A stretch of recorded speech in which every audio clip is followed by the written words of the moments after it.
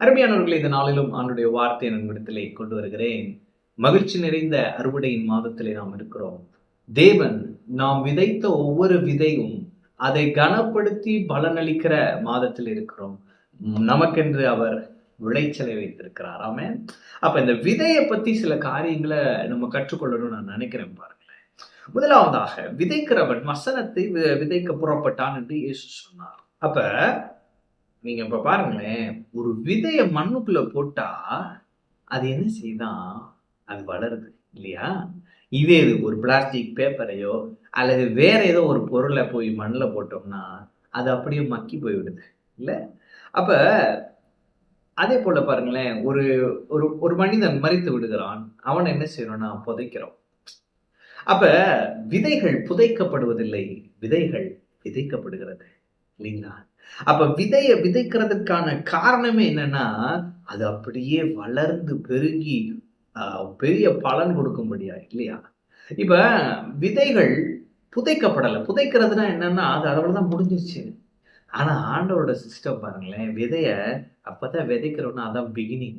ஆமென். ஒரு குழந்தை பிறகுது அம்மா வயித்துக்குள்ள, அப்பதான் ஒரு புள்ளியா உருவாகுது. அடுத்து ஒரு 9 மாசம் அது பாருங்க, அது விதை. அந்த விதை அப்படியே வளருது. காலம் நிறைவேறும் பொழுது அது அப்படியே குழந்தையா வெளியே வருது இல்ல? அது போல இன்னைக்கு ஆண்டவர் சொல்றாரு, நான் உன்னை விதைத்திருக்கிறேன். ஆமென். உன்னுடைய தரிசனங்களை நான் விதையாக கொடுத்திருக்கிறேன். நீ புதைக்கப்படவில்லை, விதைக்கப்பட்டிருக்கிறாய் என்று சொல்லுகிறார். ஆமென். அப்ப சில உலகத்துல இருக்கிறவங்க உங்களை பார்த்து சொல்லலாம், அவ்வளவுதான், அவன் லைஃப் முடிஞ்சிருச்சு. ஆனா ஆண்டவர் சொல்றாரு, இல்ல, விதைக்கப்பட்டிருக்க. ஆமென். அந்த விதை வளருகிறது, வளர்ந்து பெருகுகிறது. ஆமென். அப்ப நான் இன்னைக்கு ப்ராஃபட்டிக்கா கூட நான் இதை சொல்லுவேன்.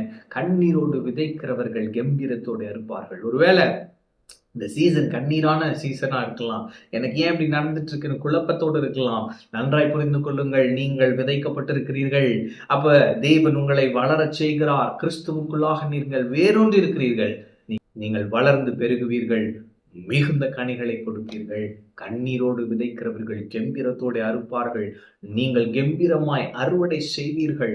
கெம்பீரமான அறுவடையை கர்த்தர் வைத்திருக்கிறார். ஏற்ற காலத்தில் அவர் உங்களை உயர்த்துவார். அது வரைக்கும் நீங்கள் என்ன செய்யுங்க? நீங்க அடங்கிருங்க கர்த்தருடைய கரத்துல. ஆமென். அது வரைக்கும் கர்த்தருடைய கரத்துல அடங்கிருங்க. அது வரைக்கும் தாழ்மையா இருங்க. அது வரைக்கும் நீங்க மறைத்து வைக்கப்பட்டிருக்கிறதுக்காக நன்றி சொல்லுங்க. ஏற்ற காலம் வருகிறது, அவர் உங்களை உயர்த்தும் நாட்கள் அது. தேவன் உங்களை உயர்த்தி கனப்படுத்துவார். நீங்கள் புதைக்கப்படவில்லை, நீங்கள் விதைக்கப்பட்டிருக்கிறீர்கள். நீங்கள் வளர்ந்து பெருகி கனி கொடுத்து கர்த்தர் நாமத்தை மகிமைப்படுத்துவீர்கள். ஆமென். கர்த்தர் உங்களோடு இருக்கிறார். கர்த்தர் உங்களை ஆசீர்வதிப்பார்.